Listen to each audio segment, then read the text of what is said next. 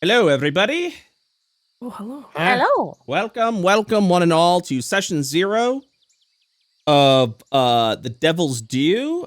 Big step in the IO direction. This is our first phase 0 game, as well as the first game play testing the IO5e system that I've been working on for as long as I can remember. I want to thank you guys so much for being a part of this and participating, and yeah, I'm hoping for a real good time today. Not today, but also for the rest of the Just today. Just today. After this, it's gonna be nothing but bad times. We're getting all bad vibes. We're getting all the good vibes out of the way, like right now. So we can get into the bad vibes of, like, you know, play testing, and then having you guys fill out play test reports every session. And they need to be detailed, very detailed. You're gonna, like, live me, and I'm gonna crash out, like, on stream. And I'll get, like, genuinely angry, and everyone's gonna know that I'm taking it out of the session. Yes. You know, emotionally, I'm taking it out. Yeah, that's actually what we advertised today. This is the game where Tomato will crash out. You better get ready for it. It's going to be a fun time. So today's primarily going to be a bit of a informational sort of game, kind of let you know the setting of where you're at, things that we talked about during our offline game, and then deep dive into each of the classes that you all have selected. We're not necessarily going to make characters today, but I want to give you guys the information so that you can make your characters. As I told you guys offline, we are currently working on a Foundry VTT module for IO5e, so you guys will be able to have your characters all made and created in Foundry, with abilities and spells and all that stuff. And yeah, you guys have looked at all of your class packets at this point in time to know that we have a lot of content for all the classes, custom spells, custom classes, just all sorts of stuff. So it's gonna be big. It's gonna be a real fun time. I'm super excited. I'm super nervous. It is 5e, so I don't think we can stray too far away. And because 5e is already a self-proclaimed unfinished system by one of the developers of D&D 5e, I feel like we have nowhere to go but up from here. So I'm gonna keep my fingers crossed that we're making all the right decisions for you guys, and sort of taking the knowledge that I've had for running these games for 5 years straight. Jesus Christ. I look at my hands, my aging hands. I've been streaming D&D games for the past 5 years. Jesus Christ. That's nothing. That's not, well, I appreciate it. Got another 40 years of streaming D&D Another games. 1,000 years you'll be doing this. Don't they upload my 1,000 consciousness? years, they're gonna upload you. Probably. In 3,000 years. I would be honored if someone stole my my consciousness and uploaded me online to DM. That would have meant I must have been worth something. So I would be flattered and honored, but only when I'm when I'm fucking dead. So AI, get your hands out of me. God damn it. Yeah, I'm saying it. I'm proclaiming it right now. Let me adjust my glasses and get my little notes out, and we're gonna go ahead and talk a little bit. So, for those that are curious of what Phase 0 is, we're actually gonna go ahead and start with a little bit of background of the world that you guys are currently in, and then kind of go into the above board of what this game is and the vibes and everything. So, so first and foremost, you guys, this is currently during the Age of Divinity of IO. IO's been through a lot of history. All of you guys have been in Phase 3 campaigns. I would roughly estimate, I think it's about anywhere from 2,000 to 2,500 years in the future is where IO5, or sorry, where the Phase 3 campaigns are. I have to check my math / the IO wiki, but it's, you know, several thousands of years ago. This is the beginning of IO as we know it. This is kind of how the Auroran Federation shaped and terraformed this planet, where people were ignorant of their greater futures and believing that they are, in fact, like the first society here. In fact, this is during one of the more perilous times of IO's history, where the Divinity Crusades are taking place between the followers of Div, which is the god of life and giving, and Void, which is the god of just nothingness and absence. Fortunately, you guys aren't in Kathos, where the Crusades are actually happening, but news has definitely broke all around IO. You guys are currently across the Serpent's Smile, a storm pattern that separates Kathos from the rest of the continents.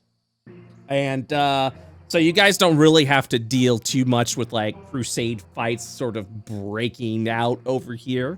But that is the current events that are currently happening. In fact, you guys are over for the Goblin loreheads in the audience. You guys are currently in the southern Ishtar. You're in the southern Ishtar continent, where Goblins of Io mostly took place. And as you can see, this is a pre-Goblin society. This is where the continent itself is. When I say pre-Goblins, there are still civilized goblins about. In fact, one of the folks you guys can choose is Goblin, but it definitely isn't as rampant as it was in Phase 2. You guys are currently going to be starting, and the rest of your campaign is going to be in the city of Tegan. It is an epicenter of a massive sinkhole that formed a couple of years back, swallowing the earth to its depths, exposing ancient ruins that may speak more of Io's origins and history, as you guys can see with the giant pit at the center over here. Yeah, this is where Tomato's character turns around and realizes a pit just sort of swallowed him. Where did that come from? That's crazy. That's wild, man. Initial explorations have discovered these ruins have monstrous entities, including evidence of void influence.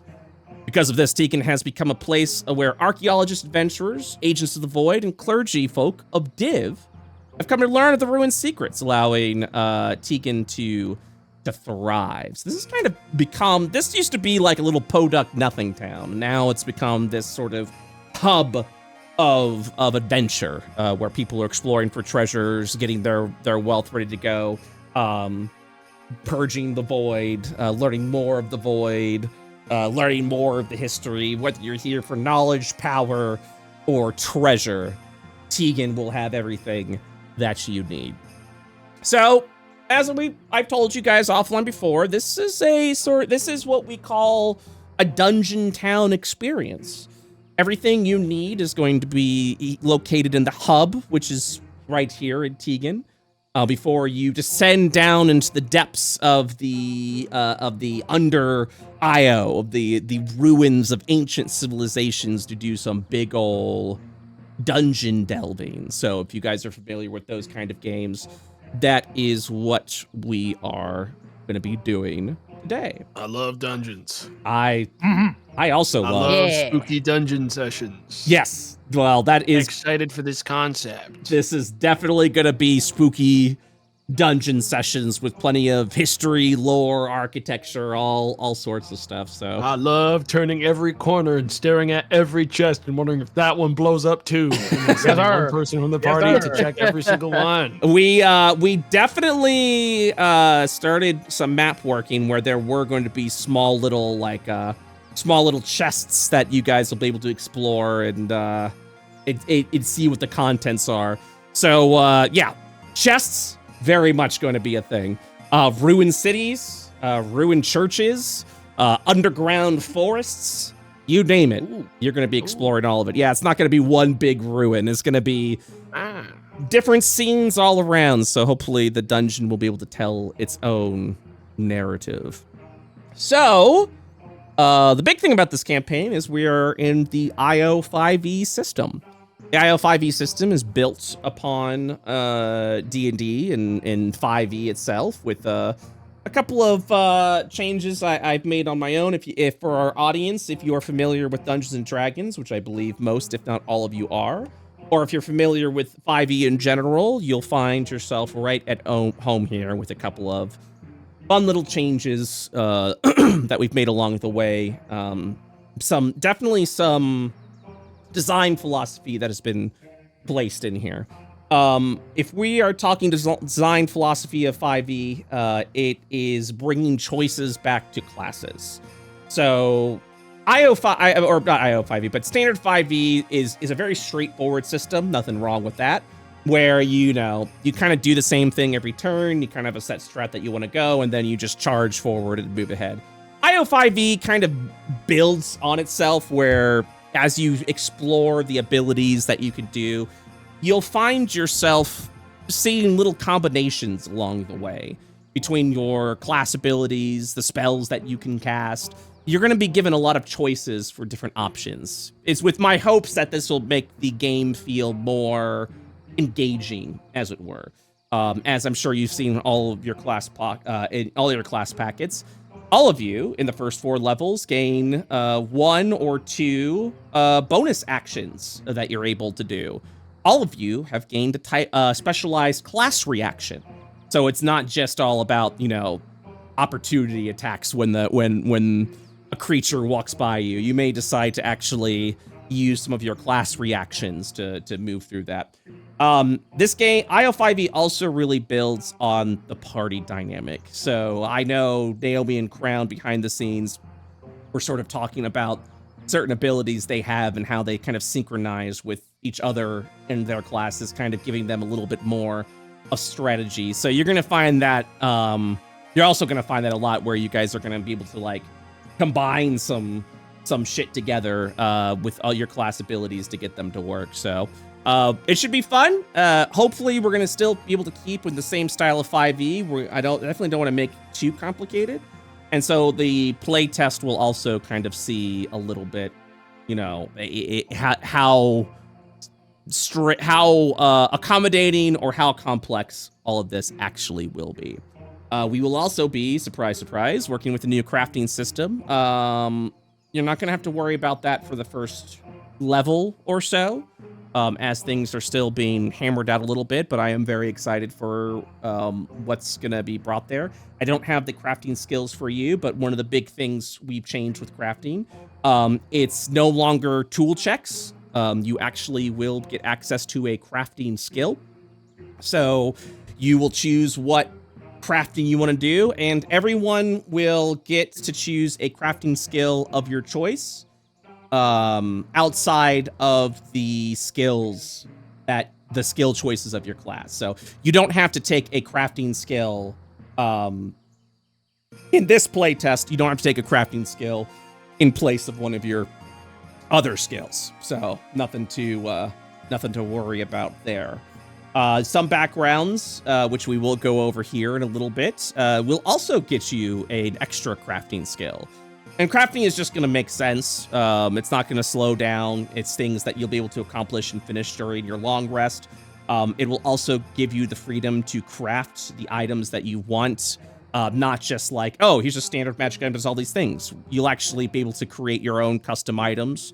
And that's because we do have an item level system, where the item level will kind of determine like the crafting DC, leveled effects and enchantments and things like that also help determine what the item price is. And all this is kind of built in to be straightforward to make sure that items and magic items and things like that actually have prices that make sense and not some arbitrary number. But also kind of gives GMs the tools to appropriately price their items, and it gives you guys the ability to know like what you're dealing with when you are crafting an item. And so it's going to be, and Naomi could tell, Naomi was here for like one of the first crafting tests we did with Hunters of IO, and we've definitely come a long way from that. So it's definitely going to be very straightforward. It's going to be, someone actually mentioned in the YouTube, just like Minecraft, kind of. It actually kind of is like, it kind of is like Minecraft. Imagine, if you will, you get a weapon and then you start throwing enchantments on that. That is kind of the way the crafting system is going to work with this. So you can actually, you know, find blueprints that's going to give you schematics for specific themed magic items. Like, okay, so imagine, if you will, you'll find a blueprint in the ruin for like the best way I can describe it is like the firebrand. It's a flaming longsword. It's it has a +1 enhancement, and when you hit, it deals an additional D6 point of fire damage. You will actually see, as part of the blueprint, what goes into that weapon. So you'll see, you know, it's a +1 enhancement, so you'll learn how to do +1 enhancements.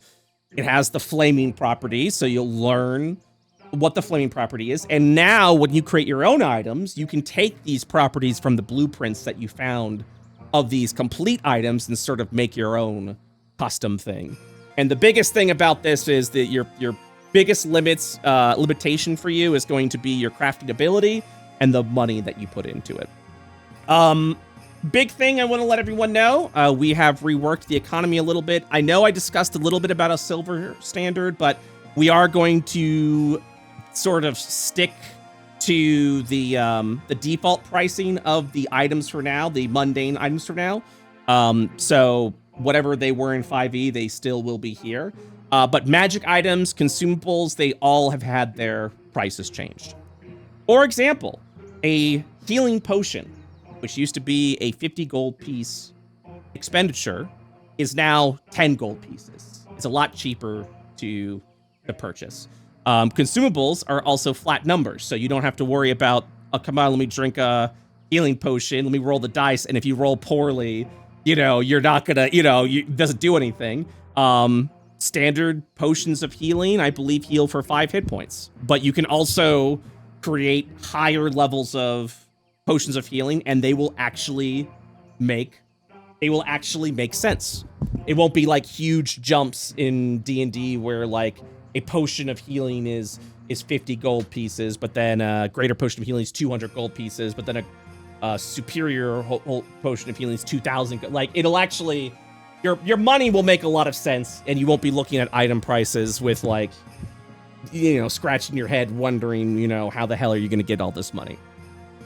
Also, if you want to make, like, for example, a +1 weapon, the enhancement cost is 100 gold pieces. Same for a +1 shield. If you want to make a +1 armor, that's going to be 400 gold pieces. And this used to be a lot more expensive. So you'll actually be able to, you know, again, money's just going to make a lot more sense with the IO5e system. You will also see that we aren't doing the challenge rating system anymore. Monsters will actually have levels. Hopefully the goal is a level 1 monster should have the same sort of like ability, maybe a little weaker than a level 1 player. So if a level 1 player character fights level 1 monster, the level 1 player should win. You know, probably with some resource expenditure, but you should be able to overcome that. And that's also to make things a lot easier for like monster creation and stuff like that.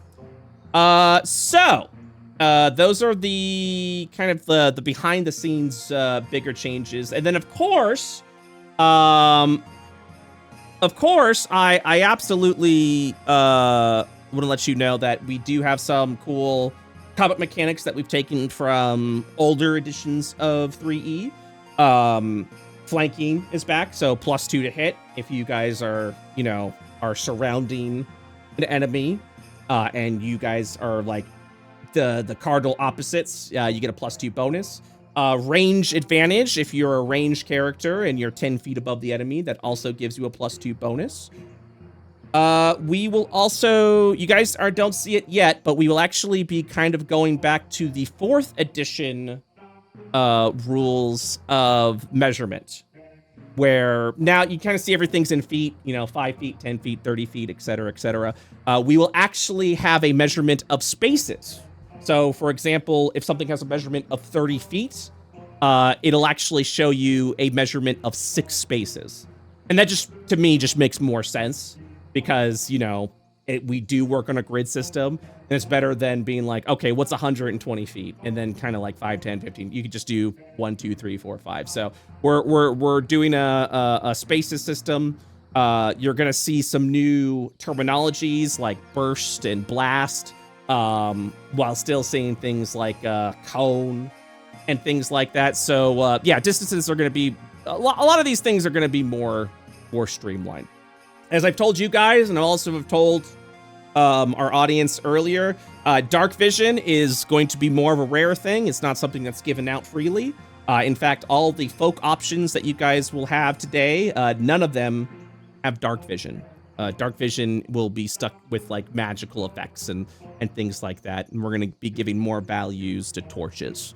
At the same time, there is no light spell. There is no dancing light spell.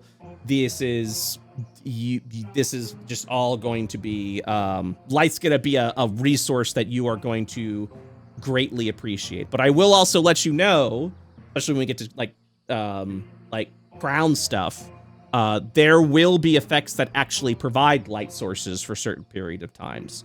So Yep. it's gonna be good. Light's just not gonna be a gimme anymore. It's gonna be something that you'll be able to go through. But also, there's still torches. So there's still the mundane way of going over things. Okay. If you'd all be so kind, we're going to talk about your classes. We're going into it, where it's no longer theoretical. You all got your class packets. We'll talk about it a little bit. You don't have to have a concept of what you've chosen. You're more than welcome to withhold some things. If I ask you what you're going to do, you're free to tell me, like, and I'm mainly looking at Tomato when I say this, like, you'll see next week. You'll see. Wow. So, yeah, everyone, go ahead and give me a D20 roll, please, in Foundry.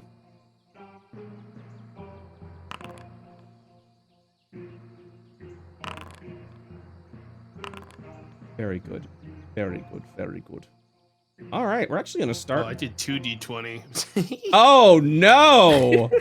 Oh, God, no.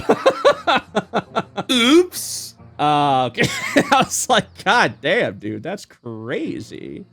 Okay. We'll actually start with Masae.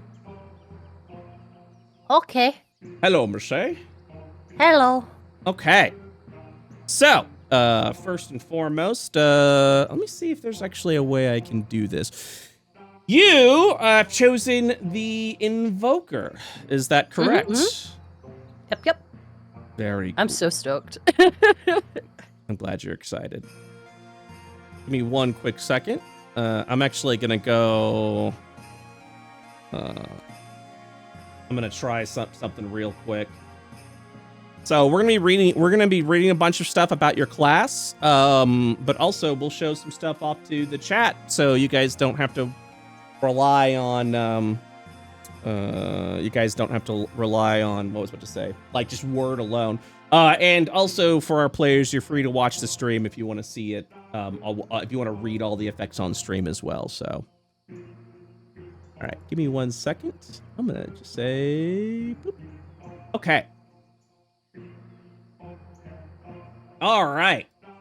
So we're gonna go ahead and start with the Invoker. You are a D6 hit die class. Your base thing is going to be Charisma. Your saving throws is Dexterity and Charisma. You will choose 2 of many skills. Have you had an idea of what skills you want to choose yet? I'm still thinking about it, honestly. No worries. You're proficient with simple weapons. You're proficient with light armor and shields.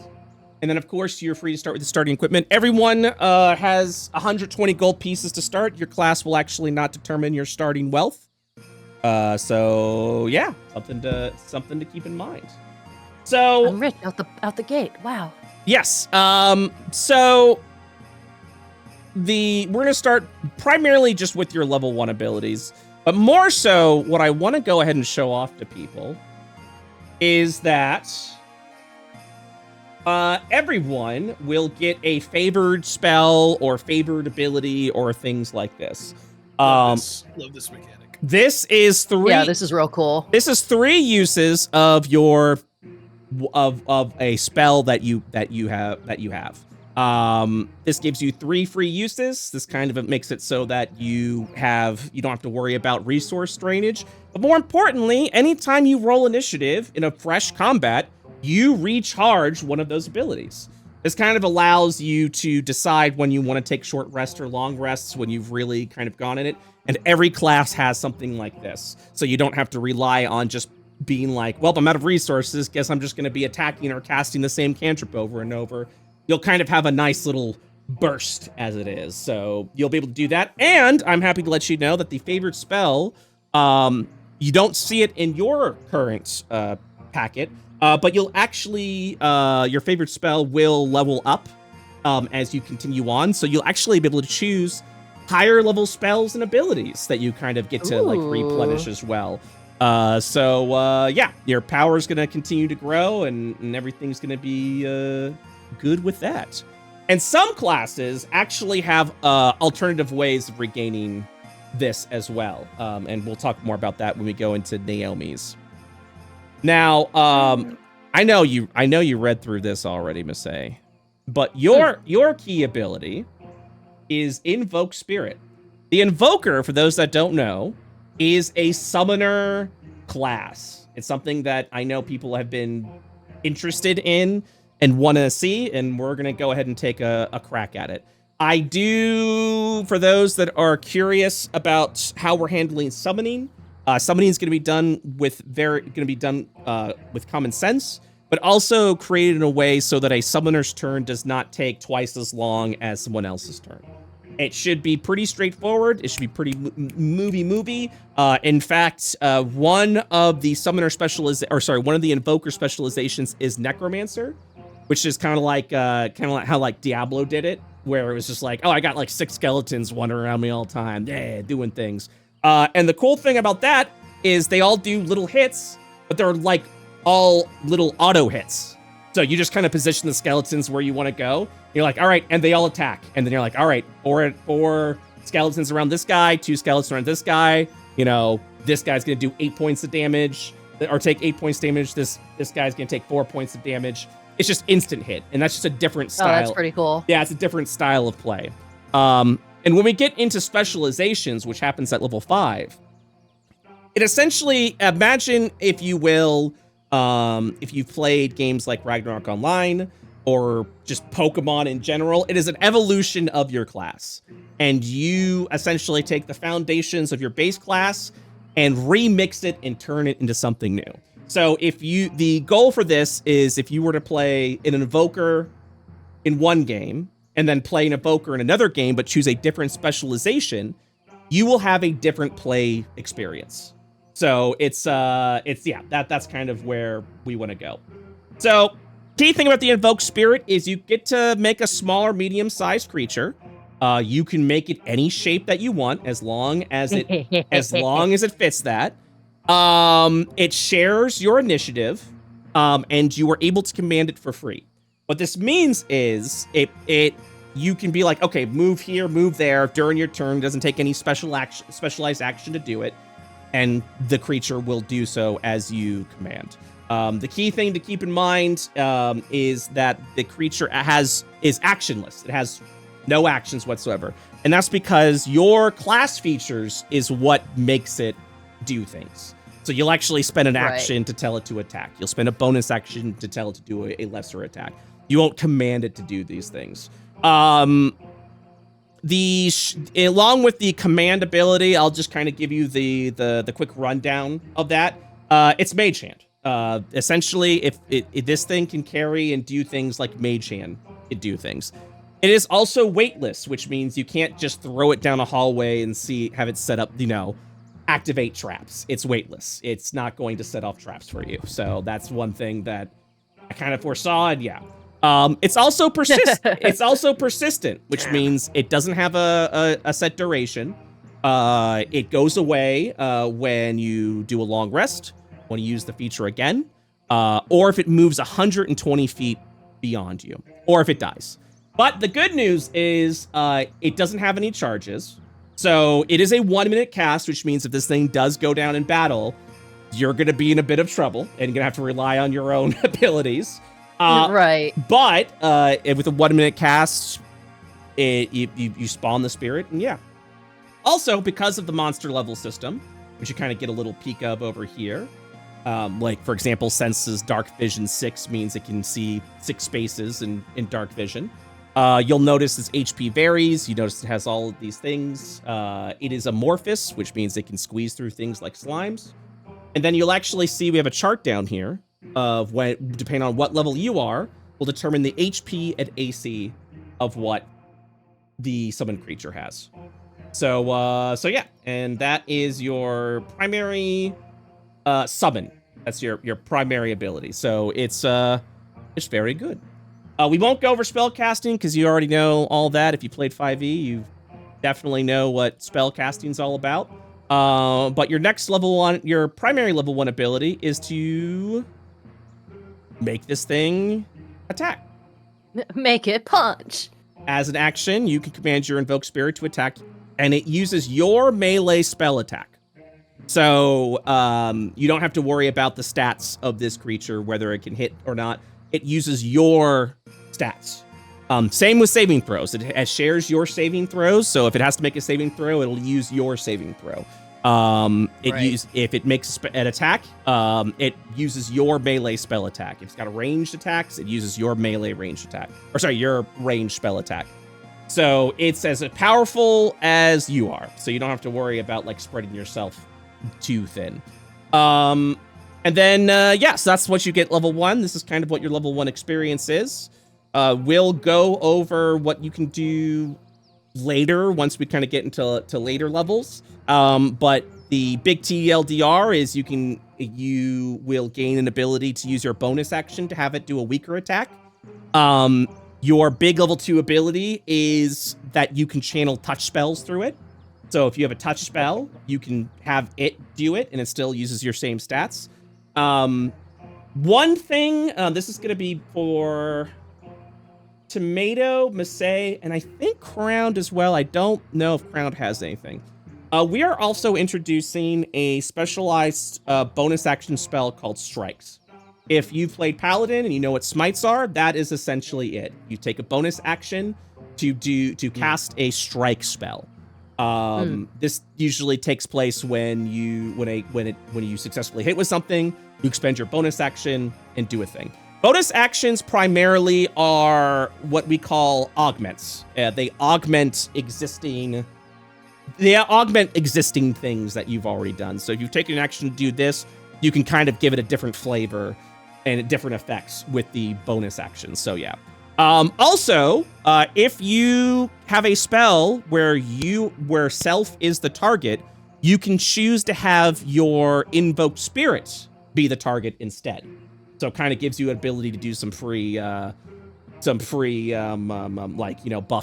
that would normally affect you. You can do Right.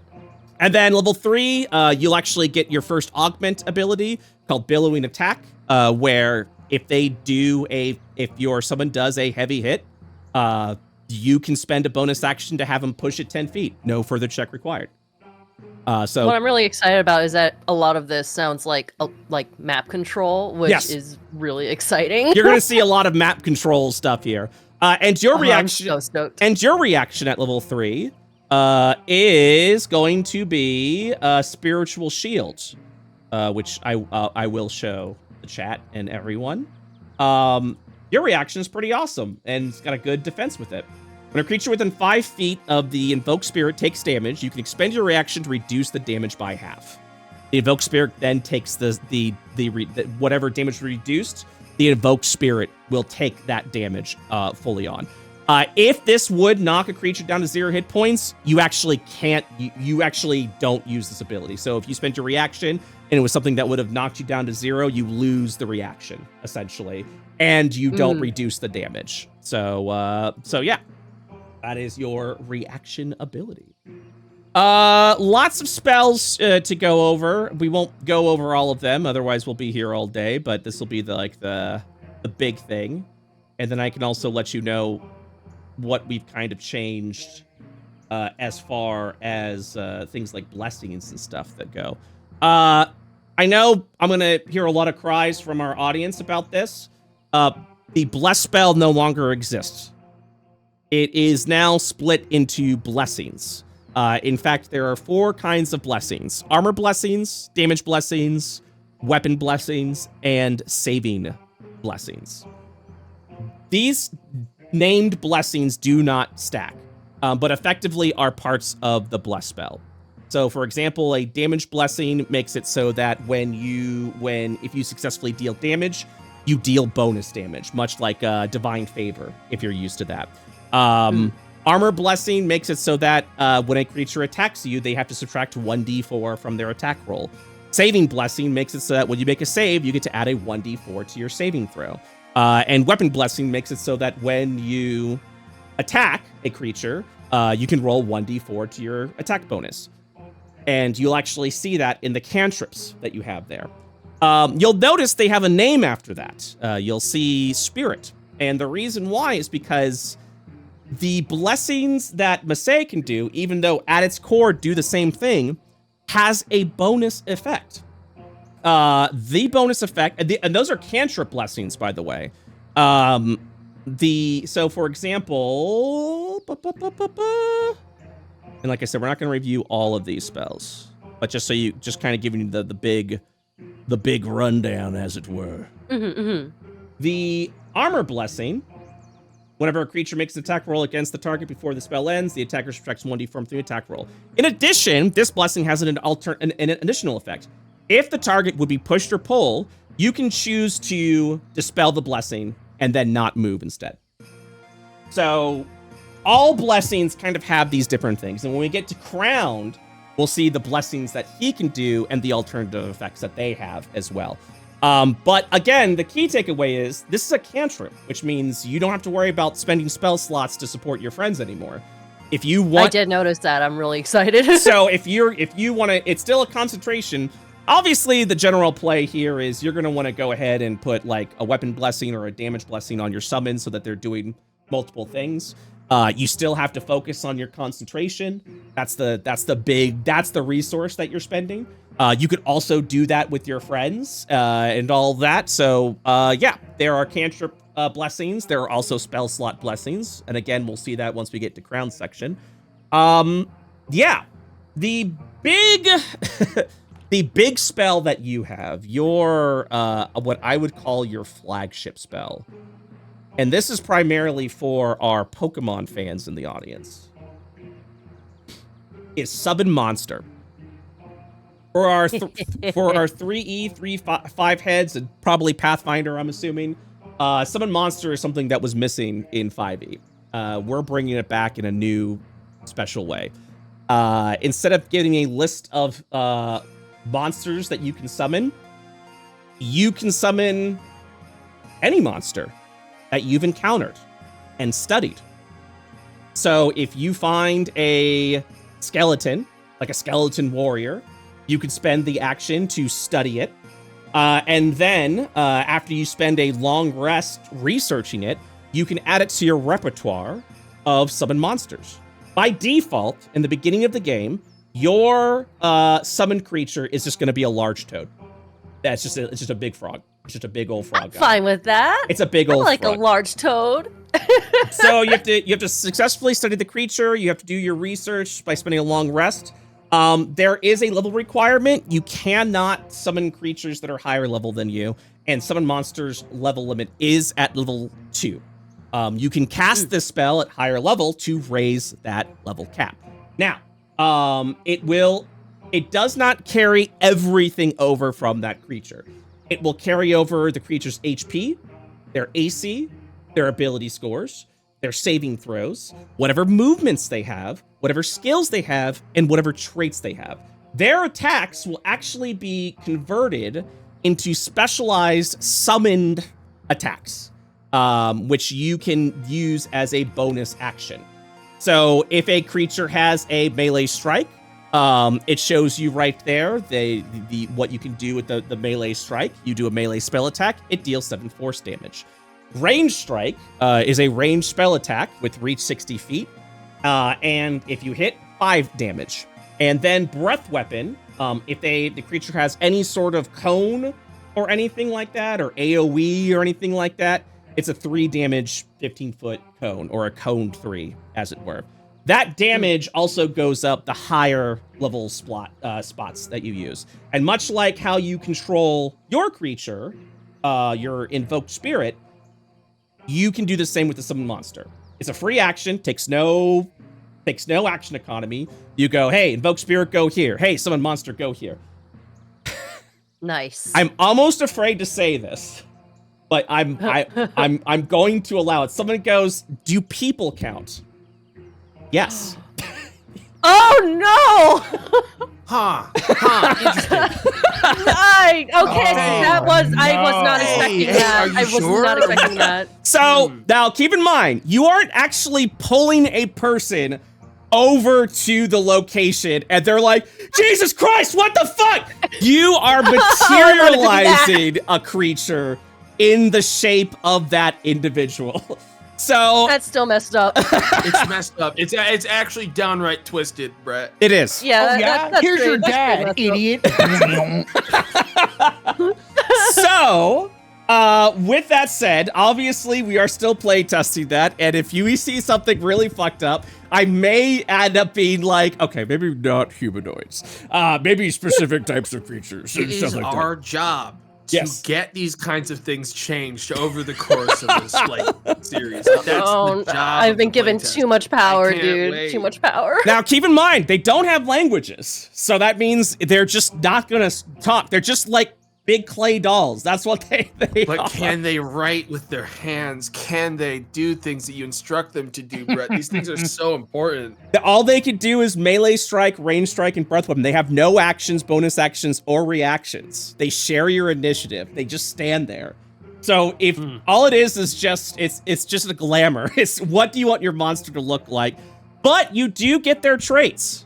So, you know, on one end, you could say like study ooh. Now I have to not players. Players would be left out. I have to leave out players. Yeah, so we'll You have to. yeah. Do We'll you though? You really? Sure. Come on, let's play around in this. What place. if I mean, it's both not players really are on us, board? right? Okay, It's not really us. Okay.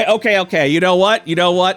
I can see where this is going. I can see myself going, yeah, we're going to change that. But yeah, well, right now, for the sake of the playtest, there will be no limits to what you can summon.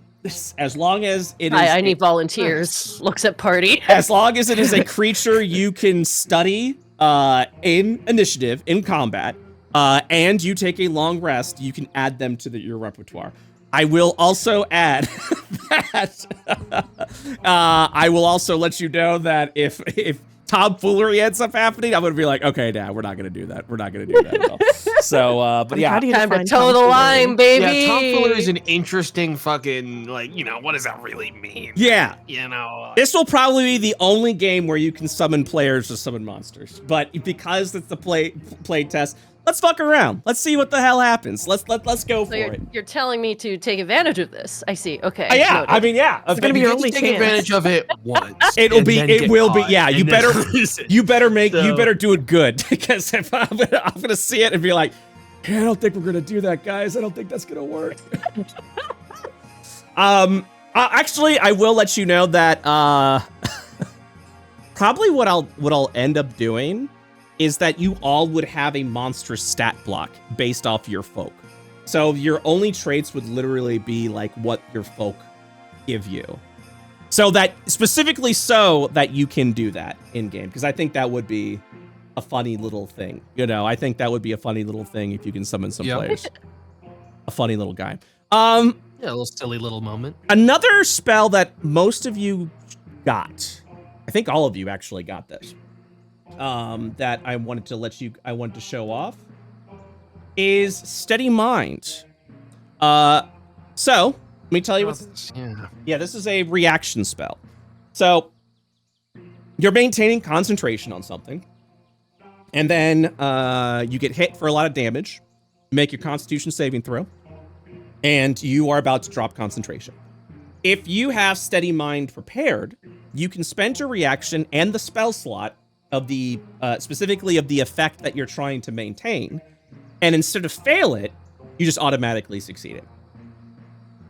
So that is what... I like that. That is That's what. pretty awesome. Yep. And it's going to cost another spell slot, but it allows you to maintain concentration for doing so. And as long but the spell slot has to be of the same level as of the effect that you're maintaining. So if you're maintaining a level 3 spell, you have to give up another level 3 spell slot to maintain it. It's an option. It's a costly option, but an option nevertheless, so that people can have that go. All right. So with that said, Masae, do you have any questions for me about this class? Oh no, I'm just stoked. I am. I'm very stoked as well. The summon monster being humanoid was a very pleasant and chaotic surprise. So, let's go into our folklore, shall we? And kind of at least get the beginnings of your character going. Yeah, sure. I'm gonna deposit this. So we only have 5 folks that you get to choose from. More will be available, but I figured we'd keep this limited for now.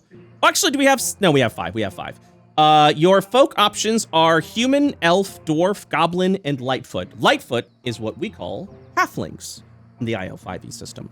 Now, for those that don't know, your folklore.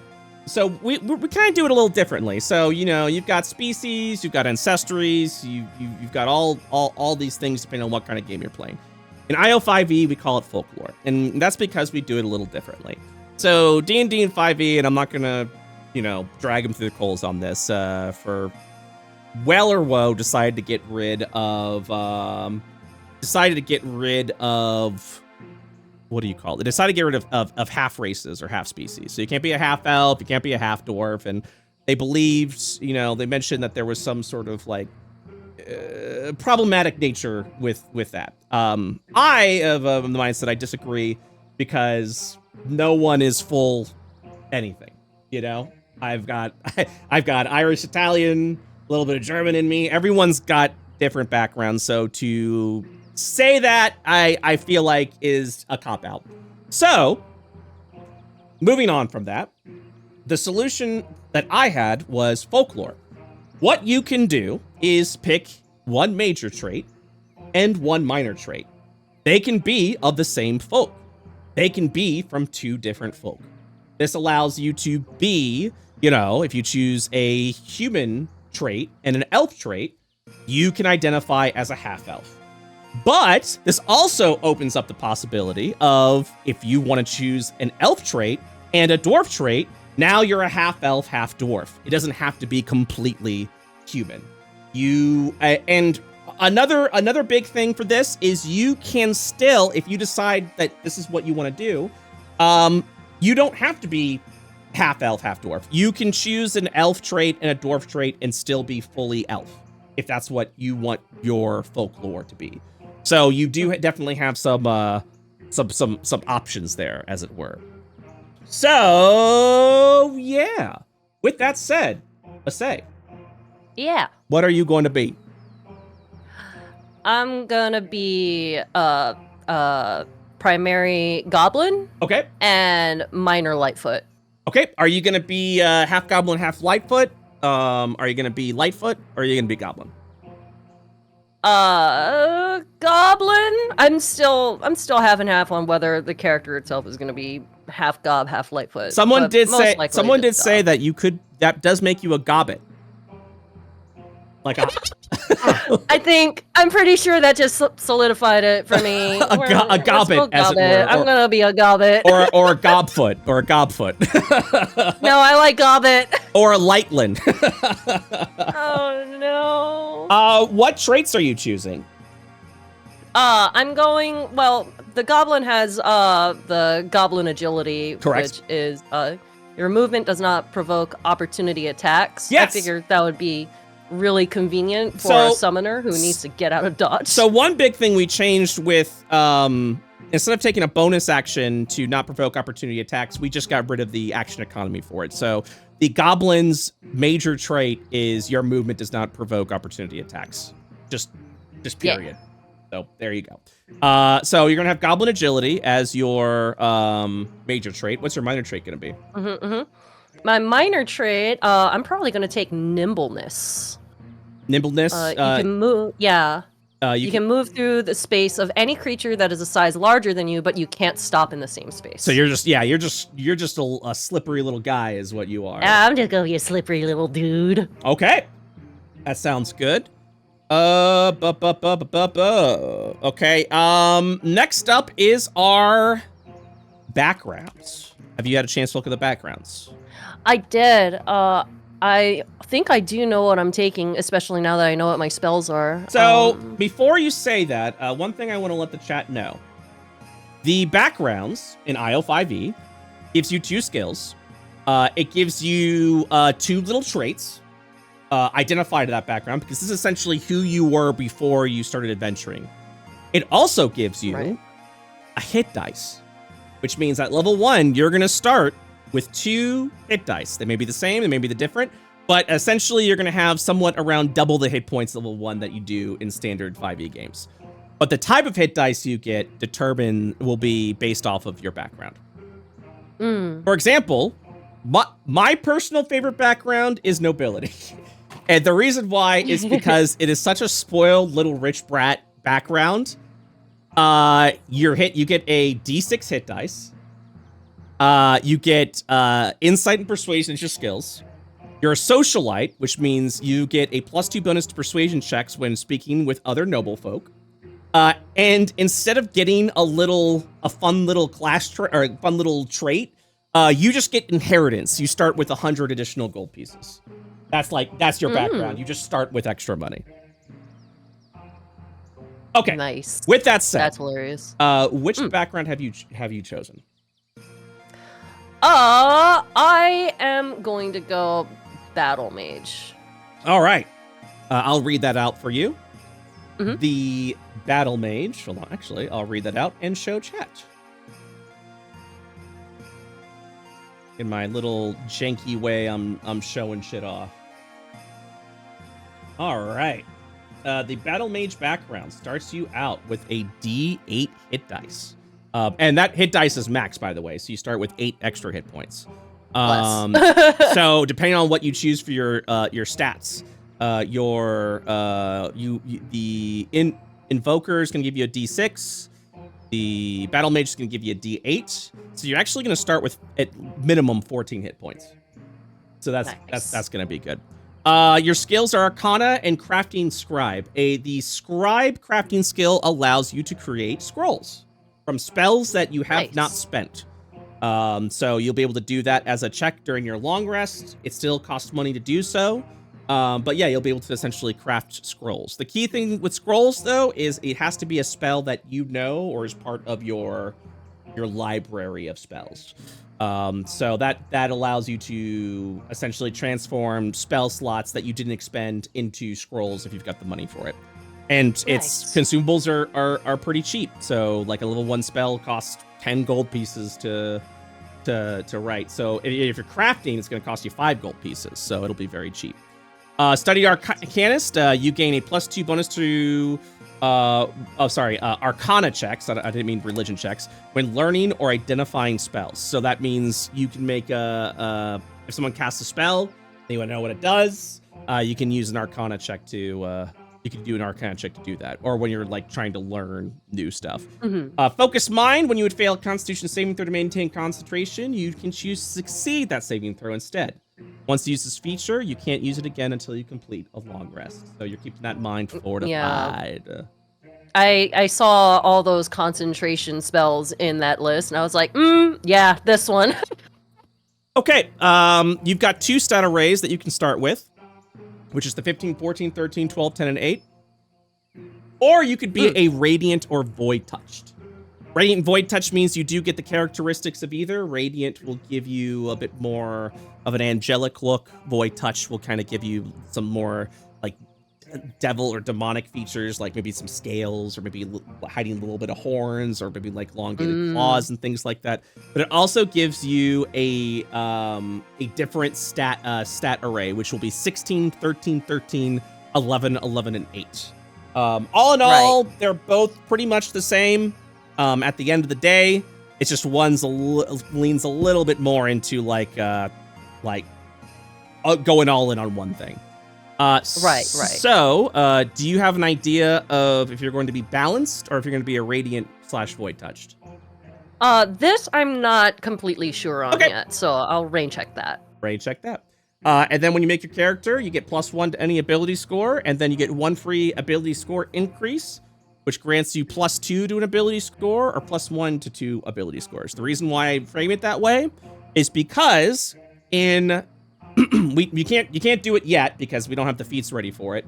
As part of your character creation, you can give up your ability score increase, the +2 to 1 stats or +1 to 2 stats, for a feat instead. So you'll just get like +1 to an ability score, and then you'll pick a feat. So it really depends on what direction that you'd like to go in with that. So that'll be Right, I see. that'll be that.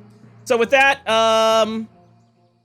you'll have the same purchasing power like standard 5e, the same items like standard 5e. So it'll be the same as before, and you get 120 gold piece to spend.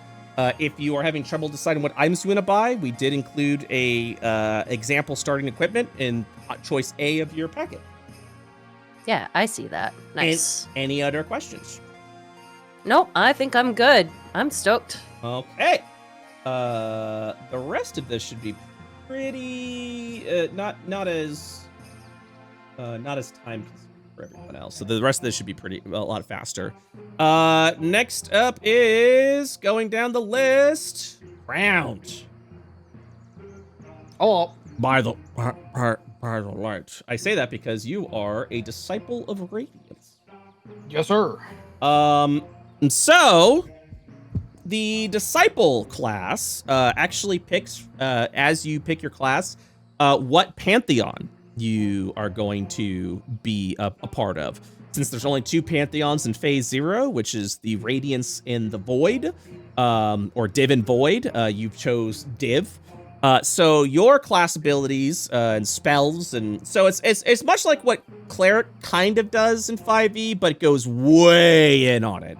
So a disciple of the radiance versus the disciple of the void are going to be kind of similar in certain foundations, but play very differently. They also have 2 completely different spell lists. So Disciple of the Radiance is very like big support as it were. Also, for those that are or are not excited about it, the Disciple is a D6 hit die class. To go all in on that support, baby. Look at that. D6 per disciple level. Your primary ability is Wisdom. Your saving throws is going to be Intelligence and Wisdom. You get to choose 2 of those skills. You have simple weapons and shield training. You have no training in armor. You'll see the starting equipment there, and again, 120 gold pieces at your disposal. You've got a lot of cool things, and just like before, the favored spell, which is going to be very big for support classes for like healing and things like that. Your key thing at level 1 is the Mark of Healing. And if we have some World of Warcraft heads in here, this is going to look very familiar. Mark of Healing is an action. A willing creature you touch receives the Mark of Healing. This creature is referred to as the marked target.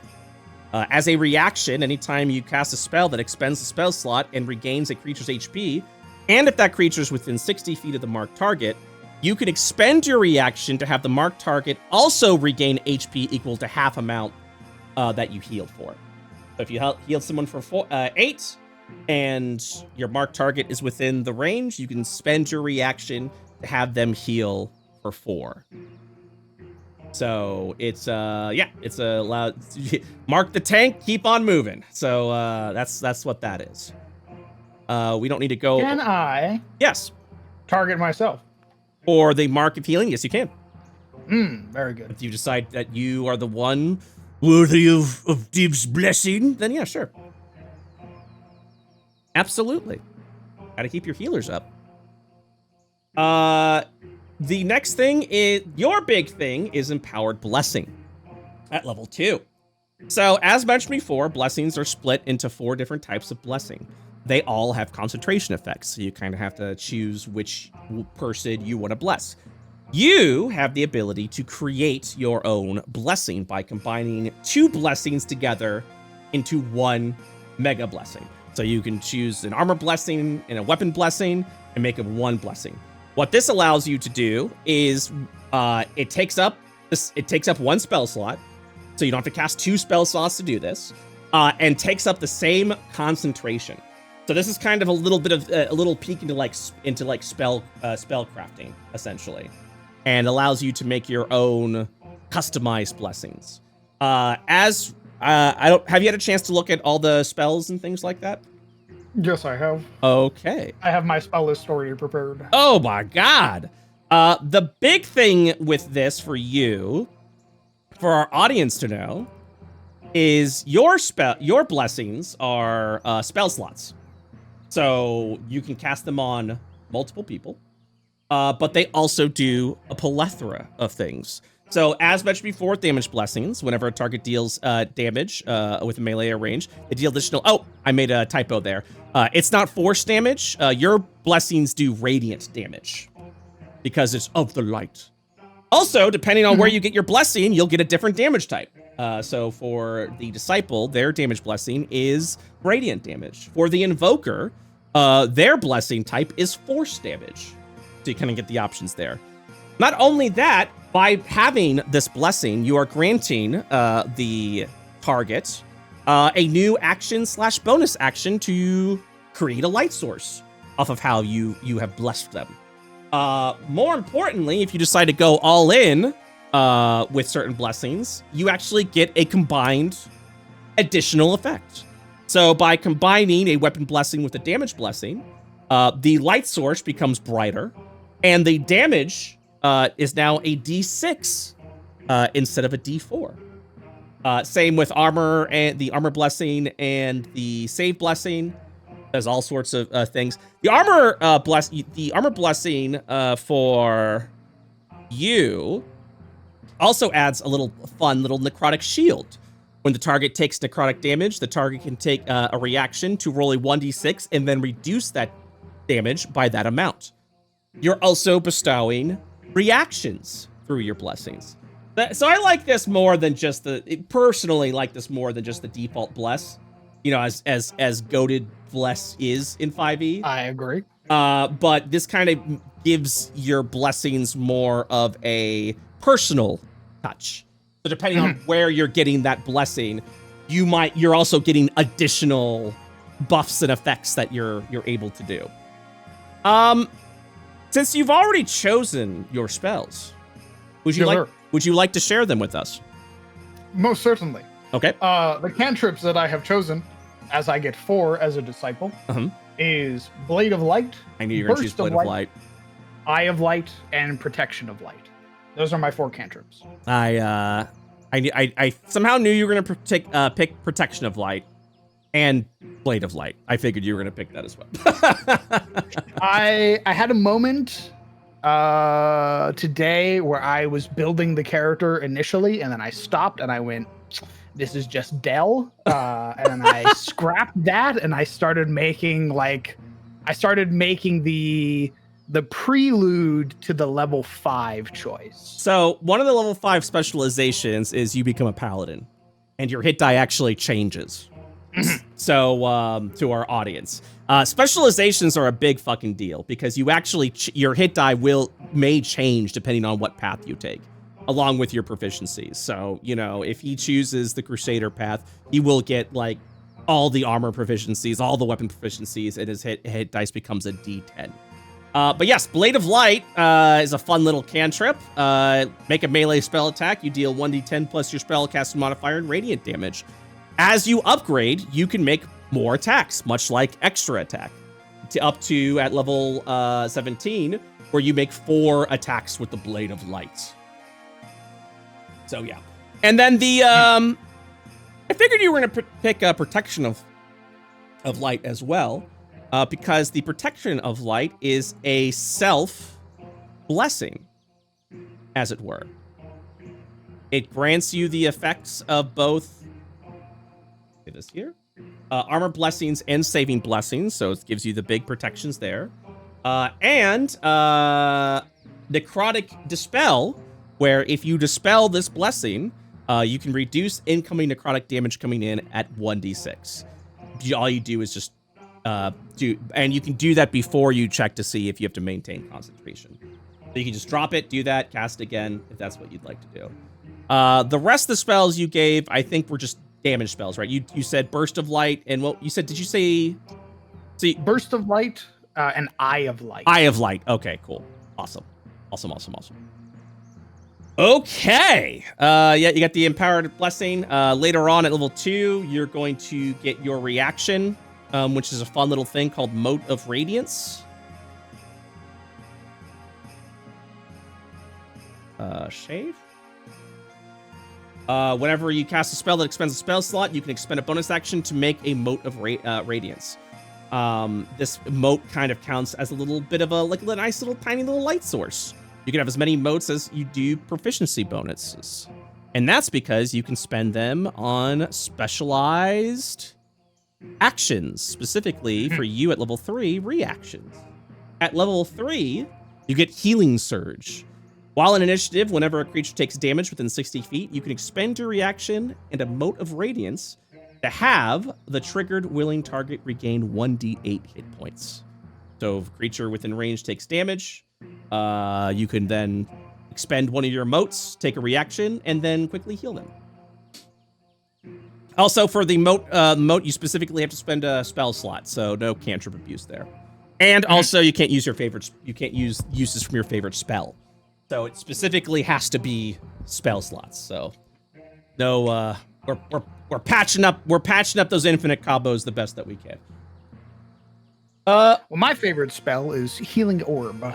Oh, Crowned is just chilling for me, and I fucking love it. Behold, Healing Orb is a ba-da-ba-da-ba. There's so many healing spells, by the way. Oh shit, I made that fucking huge. Give me a second. Healing Orb is a ranged heal.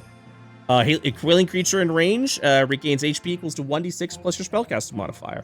The space then sheds bright light in a 10-foot radius and dim light for additional 10 foot until the end of your next turn. So, yeah. Ranged heals, baby. I'm gonna be shooting the sun at people. Yeah, you are. Yeah, you are. Okay. Anything, Oh yeah, what is your, what spells are you thinking about preparing at first level? I have taken Radiant Aegis, Yep. Healing Sunbeam, Healing Light, and Armor Blessing Radiance. All right. So not Healing Orb? I thought you said Healing Orb was your favorite spell. Healing Orb is my favorite spell. Oh, your favorite spell.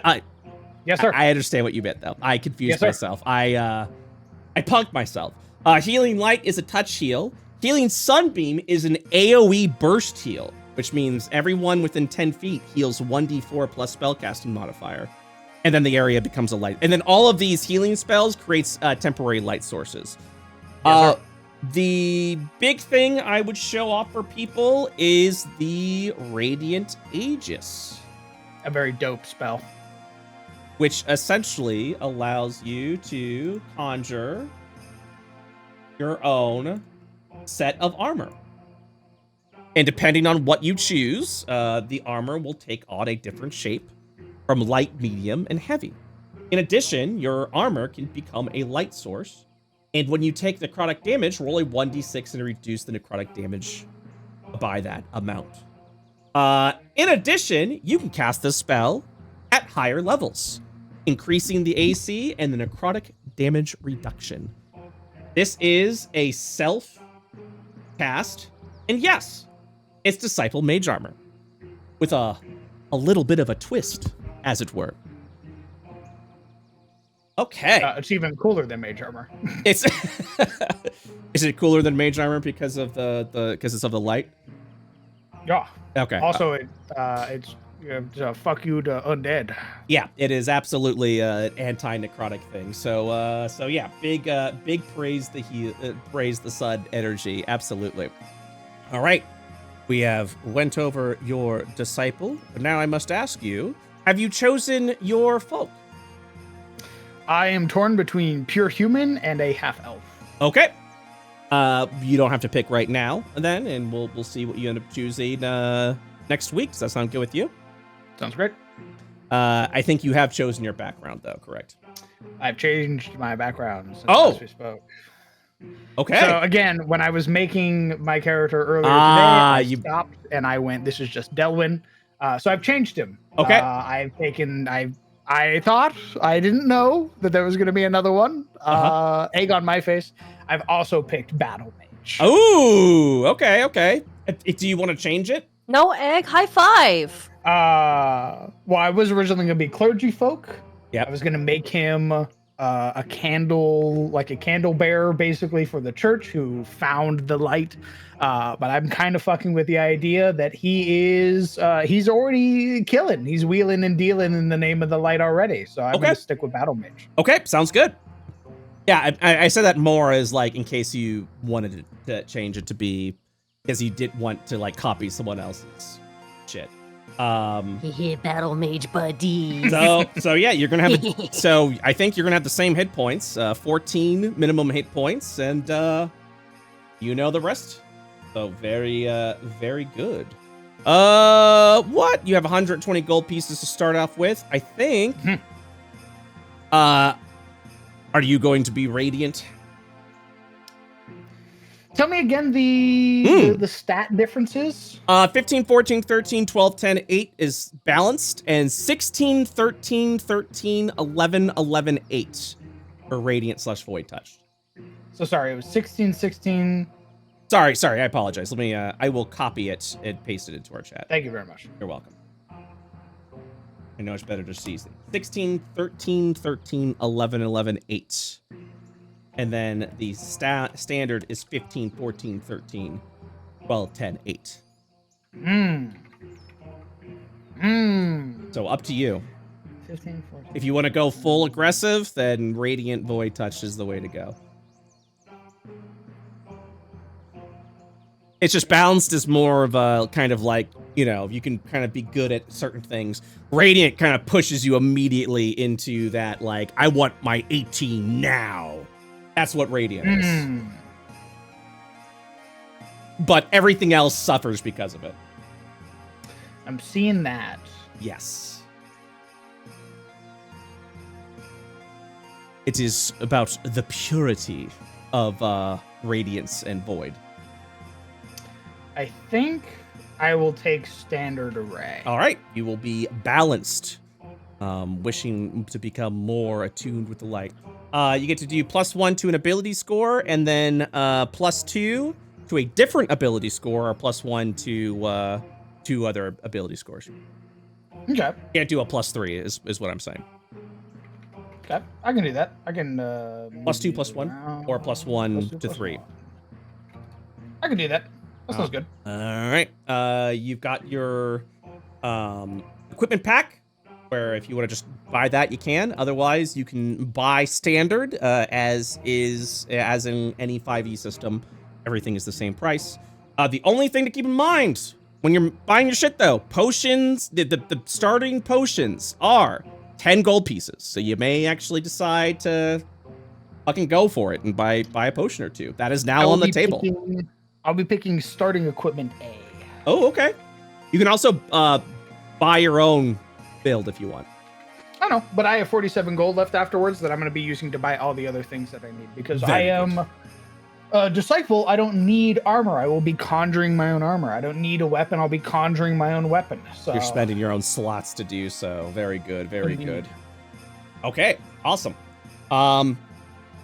And also keep in mind, I think one of the bigger things you guys may be interested in buying is the +1 enhancement, which will be 100 gold pieces. Definitely within reach. Okay. Thank you very much, Crowned. Next up, we've got the one, the only, Mr. Hello. Tomato. Oh, hi. How are you doing? Yeah, oh, sorry. Tomato did a 2d20, which is why he had to re-roll. And then he rolled an 11 afterwards. So you are after, I promise. Tomato, you are the Bloodletter. Bloodletter is a melee class that's all about bleeding and shit. Self-infliction, leech build, big leech build melee energy is that. So, let me pull that up real quick. We'll do a quick review. Kind of a wacky little class. I've been all over the place with this hit die, but decided we're gonna try it with a D10. So D10 hit dice. Your primary abilities are Strength and Constitution. The reason why I say Constitution is because Constitution is actually your spellcasting stat. So when you cast spells, you rely on your Constitution to cast those spells because you have blood magic. One of the specializations is actually full-fledged blood mage, which will drop your hit die if you do choose it. But yeah, it goes all into that. You get to start with a bramble weapon, a specialized weapon that you can transform into your own weapon. And if anyone tries to wield your bramble weapon, they get a new condition called bleeding. A bleeding creature is dealt necrotic damage that can't be reduced, it can be reduced because some creatures just don't bleed. Bleeding creature is dealt necrotic damage equal to... Oh, this says proficiency bonus. That is no longer the case. It is now based off of their level. At the beginning of their turn, if you're bleeding, you take necrotic damage equal to your level. And that's because we now have a monster level system, so we can just do that. So bleeding does more, a lot more. It does damage without fucking destroying a character.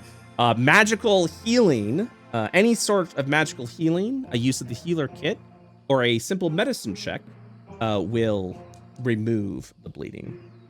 Your spell casting, you are a half caster, so you kind of are the same as a paladin, where you do that stuff and then you can prepare and cast spells much like a half caster can. At level 2, you get fighting style like all the martial classes do, but also at level 2, which is important to show to our audience, you get an augment ability called bleeding. So when you hit a creature, as a bonus action, you inflict bleeding on them.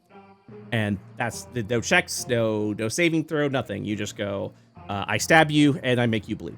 And then they have a dot on them for a minute. So that is your ability, and I might revisit this just to see if there's any improvements we can make to it. Is Sanguin Blessing, specifically because I kind of changed how blessings worked a little bit, kind of giving them more of additional things. So as a bonus action, you take necrotic damage equal to your level, and then you choose a blessing, whether you want to give yourself a D4 on attack rolls or subtract a D4 from that.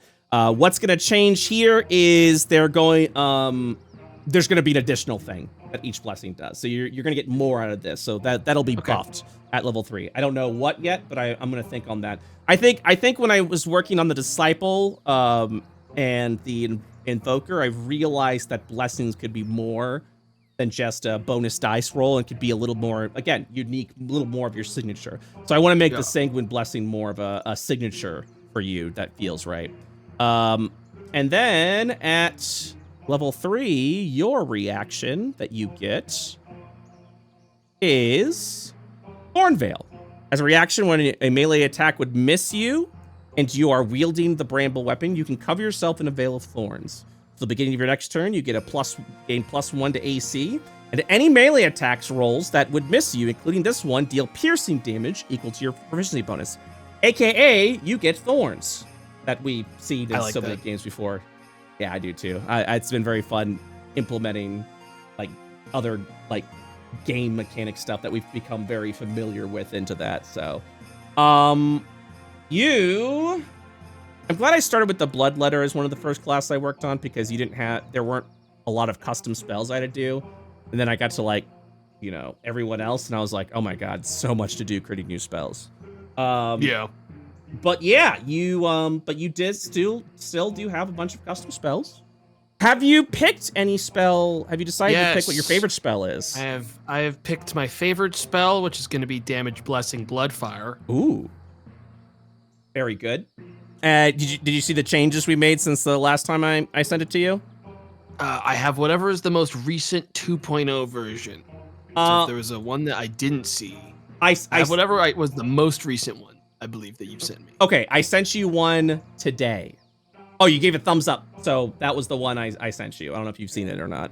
Yes, I believe. I'm gonna double check just to make sure that I have the truly most recent version because it is better. it is better now. Yes. Yeah. I'm looking at the correct one. So your self-damage blessing, until the spell ends, you get the following properties. You get a damage blessing, so when you deal damage with a melee ranged weapon attack, your blessing actually deals more damage. It deals 1d6 fire damage, because this is a self-level 1 blessing.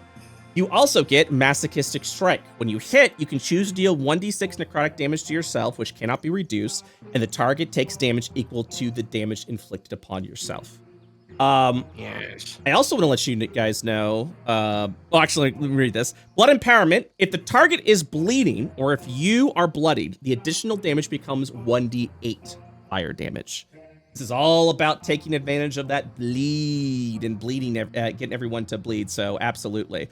I did want to let you know, as a little sneak peek, this is for everyone, that we are going to be experimenting with new critical hit rules. And I think you guys might be interested. We'll see how it actually plays out. So, we do have a somewhat call shot system built in to kind of make battles feel a little more, have a little bit more of a narrative to it, but also provide some more game mechanics. This is what I mean by that. When you do a critical hit. Okay. Let me start from the beginning. I'm moving everything around like Tetris blocks so that it makes more sense. Creatures have parts to themselves, and every part has an attack or attacks or abilities associated with it. So, for example, a skeleton warrior has a weapon part. It's what they use for their longsword attack. A skeleton hexer has a focus, which they use to instill you with banes and debilitating effects. If you were to face some sort of, you know, in honor of our new pope, some sort of big skeleton pope that can like do both of those things, and has damage reduction to radiance or whatever, they'll have 3 body parts: weapon, focus, and body. The reason why I break this up is because when you get a critical hit, instead of doubling the damage, because that ends up being very bursty, I feel like, if you get a critical hit, until the end of your next turn, you select a part and you injure that part temporarily. When a part is injured, any sort of like DC you have to roll against like the attack that's there, you get an advantage on. And the attacks made are made at disadvantage. So if you aim for the weapon, you've injured their arm temporarily, and now their attack rolls are made at disadvantage, and the damage they deal is halved.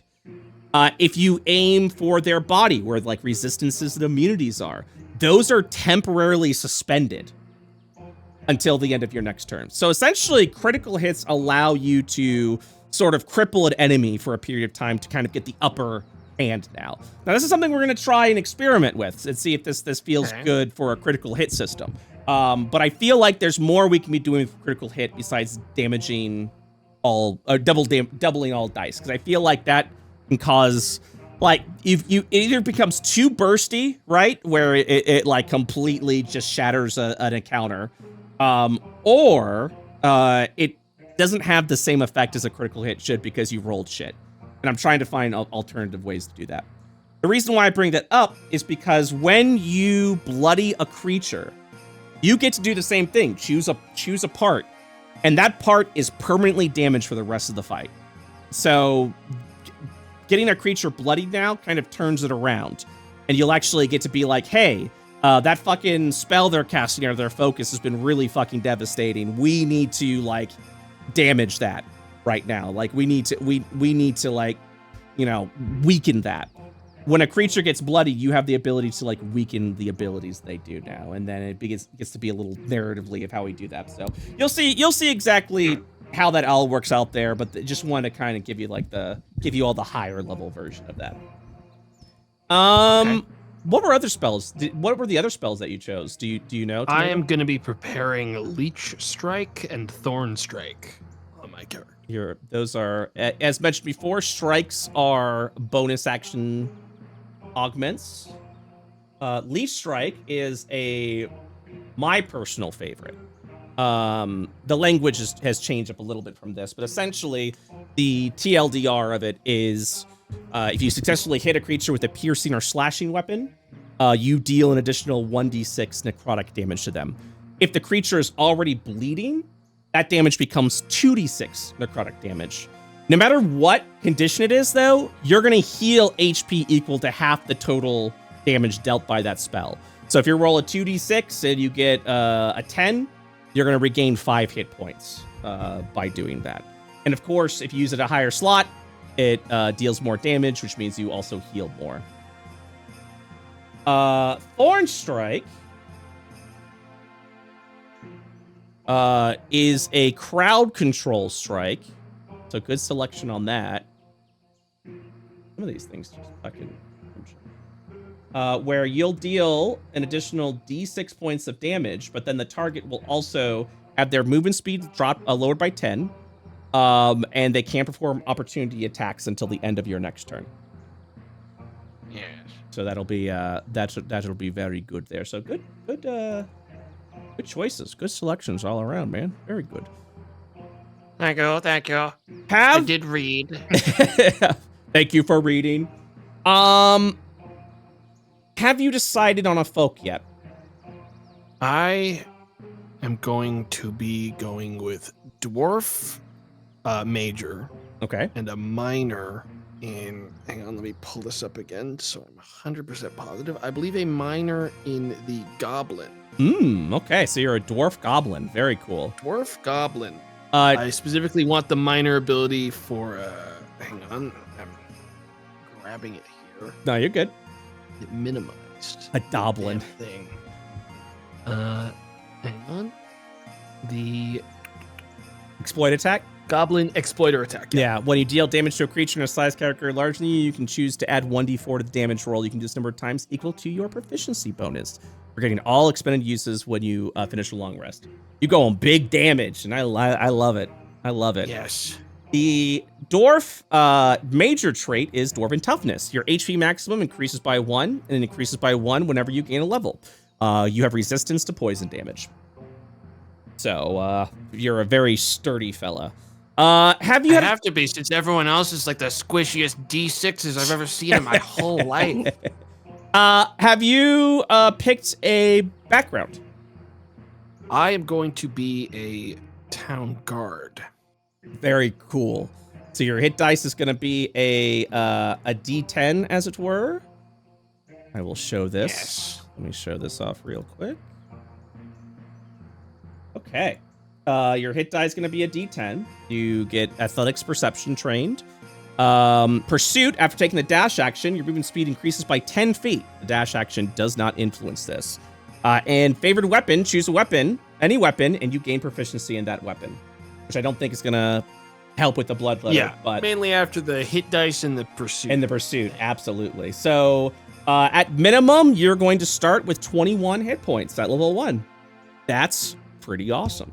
And then if you're... I gotta be huge. I have to be the toughest guy. If you go with the 16 Constitution, that would be a 27 hit points. If you somehow go 18, That'd be 29 hit points maximum. So that'd be you. Well, I'm glad you said that because I will be playing the balanced array. Hell yeah. Okay, so you're gonna be if you're going all in on con, the most you can get is like 27, which is still good. Yeah. I'm still pondering. I'm still pondering my array, like the exact specifics. Yeah, I know I'll be doing that. Yeah, absolutely. Okay. I know Naomi stepped away. Are you back, Naomi? No, I'm back. Yay! Hi, Naomi. Sorry for the psych out. I didn't mean to psych you out like that, bud. Don't worry about it. You said my name. I heard my name. It's not my turn. Okay, so the one and only Naomi. You are playing what we called the Hex Curse Weaver before, is now the Hex Weaver. I kind of had a little bit of change of heart with this class. So, did you have a chance to read through it at all? Like, do you understand the mechanics of it? Cool. Some of them. That's okay, bud. It's a new thing, and I'm gonna be honest with you. The Hex Weaver is a little bit more of a more complex class. So this is one we're gonna probably be working through a lot. So essentially, the idea of the Hex Weaver is that you will be inflicting hexes upon your opponents, and when you have hexed creatures, you're going to get to unlock and do a bunch of new things and a bunch of cool stuff. In fact, you have bonus action spells that are called weaves that allow you to activate those weaves on hexed characters. So very much like Divine Smite, except for your hexes. If you've hexed a character, you use a bonus action and cast a spell to weave something into that to do some stuff. Yeah. Your primary ability is Charisma. You've got a D8 per Hex Weaver level. Your saving throws are Constitution and Intelligence. You get to choose 2 skills. Weapon proficiency simple. Armor training light, and starting equipment is right there for you. The Occultist pack, by the way, is a new custom pack of items. So if you do decide to go with that starting equipment, I'll drop that in chat. It's kind of a lot like the Scholar, except either Scholar or Priestly pack, but without all the holy shit and more like more witchy stuff, essentially. So Why'd you say it like that? What's wrong with priest stuff? Why'd you say it like that? Don't worry about it, man. Don't worry about it, man. It's not everyone's cup of tea, is all I'm saying. All right. Your core ability is, well, the favored hex. But, so you get to choose a hex. It is your favorite hex. It does not take away, I'm going to update the language on this. It does not take away from your prepared spells. You can do it 3 times. And there's actually multiple ways you can regain these hexes. You can roll initiative, which I might actually, well, we'll see. You roll initiative, you gain 1 back. If a creature that you have hexed has their HP dropped to 0, you also replenish 1 use from there.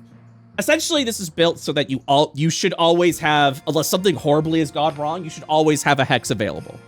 You should always be able to go in battle and immediately hex something. So you should be good to go on there. When you have hexed a creature, you will be given a bunch of options later on in your class. But the primary option in at level 1 is infliction. While you're concentrating on an ongoing hex, you can have the targets of that ongoing spell take 5 psychic damage as an action. No check, no nothing. You just go, hey, you hexed? Cool. 5 psychic damage. So there will also be a range to it. I didn't include that here, but I'll make sure to... I'm actually going to write that down right now. Include range. So it's just free damage. At level 2... you get a, it says action, but actually it's supposed to be a bonus action. So I'm gonna make sure to change that up. The sudden infliction. So as a bonus action, same thing, but now you do 2 psychic damage. Okay. Now the reason why I said targets of your hex is because one of your big abilities at level 2 is infection. What this allows you to do is spread the hex to other creatures while you maintain your concentration and focus. So you've hexed one creature. If 2 other creatures are nearby it, you spread that hex to 2 other creatures. And now they make charisma saving throws. If they fail, they get the same hex. You maintain concentration on every one that you've got hexed at that point. And what the combination here is, you then go infliction. And how I said targets take damage, if you spread your hex to multiple creatures and then you do infliction, that infliction deals 5 damage to every hexed creature. So if you've infected 3 creatures with a hex, all of them will take 5 damage, no save, no nothing. You can continue to build that infection on by, there's no character limit. As long as they're all within the same range, you go, okay, another action spread, boom. They all fail. Now I have 5 people under my hex. Now when I do infliction, all 5 of them are taking 5 hit points of damage. So yeah, your class ability is debuff and then spread, and then just keep spreading. I may build into this action. Right now I have it 3 per day. I might change some things around. I might actually, what I may do is if a creature, like, if a creature drops to 0 hit points, if a creature drops to 0 hit points while under a hex that you threw infections, then you regain that back that way. So, but I'm still gonna tinker with it a little bit and get back to you on there. But yeah, that's the key core play. Debuff, spread the debuff, and then just if you want to do damage, you can do damage, or just go all in on debuff. Another ability that you can do is a little fun little bonus action. This specifically is more for like longer battles, but essentially you just reset the duration of as a bonus action of a hex. So if you've got a hexes only last 1 minute.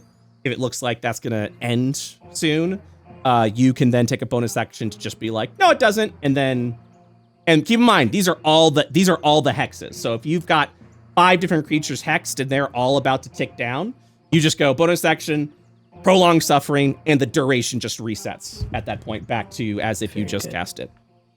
Again, you are the debuffer. You are just gonna you're the debilitator. Your reaction at level 3 is distracted defense. If a creature in range is a target of an attack roll, and I forgot to mention here, the creature has to be hexed. Okay, I'll also write that down. I wrote this down today when I was like in full sick mode. So what it should read is if a creature, while concentrating on ongoing hex, if a hex creature is in range of 60 feet, is the target of an attack roll, before the result goes on, you can expend your reaction to roll a 1d4 and then reduce the target's AC by that amount. So you're essentially just lowering their AC for that attack.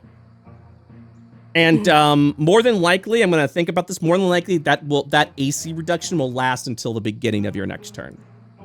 So other people can benefit from that. Broken Valor. IO5e is also about combos. And then so you've got multiple level 3 abilities that I've given you. I'll have to figure out what order I want this in. But Hex Drinker. While concentrating on ongoing Hex, you regain 1d4 HP for each creature you have under the spell's effects. Which means if you've managed to successfully spread your Hex out to as many creatures as you can then use this bonus action to do like a big heal on yourself. But that's your reward for spreading this, spreading your hexes, essentially, is big heals on yourself. So yeah. With that said, you had a couple of cantrips and a couple of first of all, you've got a bunch of hexes. So yeah, just so people are aware, because I know people are used to hex and D&D being something. We've changed the game on hexes. There are now different types of hexes. It's not just the same hex before. You can actually choose a different hex now to be your favorite hex. And what is your favorite hex? Most likely, although this might change, That's fine. but most likely, Broken Valor. Broken Valor. So much like blesses, hexes, a creature can only have one hex active at a time. So you have to select what hex that you want, much like you can only have one armor blessing, one weapon blessing, things like that. You can only have one type of hex active at a time. Broken Valor is very simple.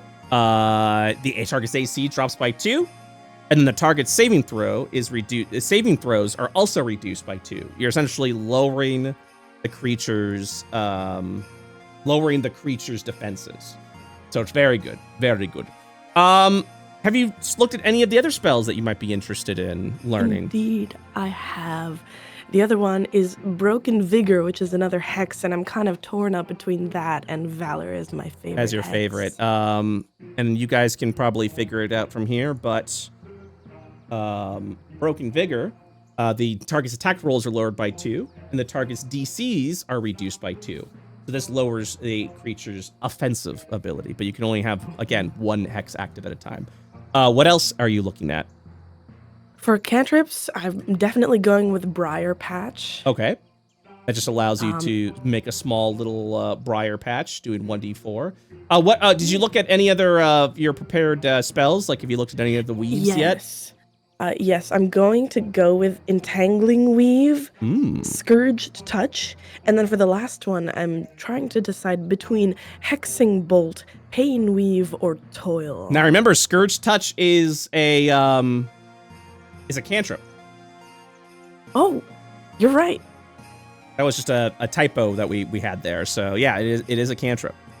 So you'll figure that we'll see what ends up being your spells. I also have to like look at your prepared spells, figure out if it does take a prepared spell or not. I still have a little more thinking to do, but as I mentioned before, the Hex Weaver is probably the most complex, just because it has the most unique style of play. So Indeed. So congratulations. I know you. Hopefully I'll have the brain cells. Yeah, I was going to say I know you love big complicated classes. Do I? I said that with sarcasm. So we'll. So actually, honestly, you're the perfect test for this, because it is a style of play that we really haven't seen yet in 5e.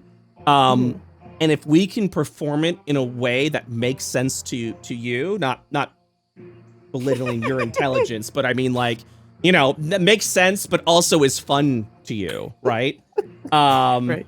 Then we've got a winner on our hands. So you are actually the perfect person to be testing this class, because you're the one that's going to have the most notes for it, and that's what we need. Yeah. Usually it's like the less buttons, the better, Yeah, I know. And there's a lot of buttons on this toolbar. You're looking down at right now. I'm ready for it. I'm really excited for it. I'm glad. So weaves, if a target is hexed, you can use a bonus action to cast a spell slot to do extra fun things. And they're all psychic damage, because you're essentially twisting the mind of the hexed people. So Entangle Weave's a bonus action, 60-foot range. And what it does is a hex creature in range must make a charisma saving throw. Now keep in mind, it's a hex, so these do not spread to all of the hex creatures. It's still single target. On failure, the target takes 1d8 psychic damage and is restrained until the end of your next turn. And then on success, the target takes half as much damage and suffers no other effects. So good crowd control there. And then, there's other weaves. And then, did you say you were looking at Hexing Bolt? Yeah, either Hexing Bolt, Pain Weave, or Toil, and I guess I'll be taking 2 out of 3 of those.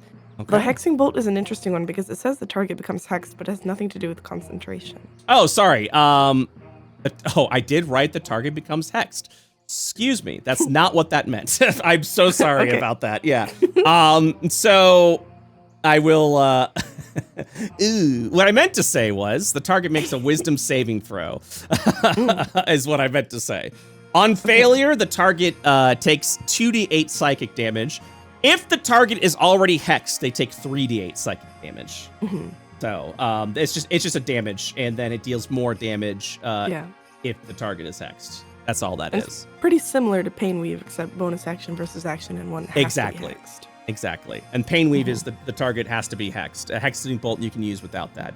Yeah, Pain Weave is the target takes 2d8 psychic damage but they have to be hexed to do that. And if they succeed, the target takes half as much damage, and it's a wisdom saving throw. So, yeah. And then Toil's a cool one, but does it also target my party members? Oh, yeah, it's whoever's in there. Oh, shit. Yeah, you got to be careful. Positioning is key. Okay. So Toil, but it's a small area to work with. It's a 10-foot cube, so 4 spaces. All creatures in the area must make a Constitution saving throw. The target takes 1d10 poison damage. Is poison until the end of your next turn. Damage increases by 1d10 for each spell slot cast above 1.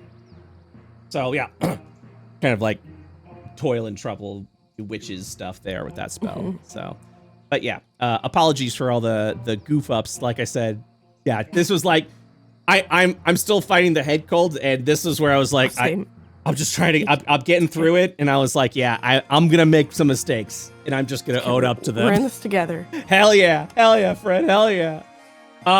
So, have you chosen your folk, or are you still thinking? Indeed, Ooh. I am a human. Full human.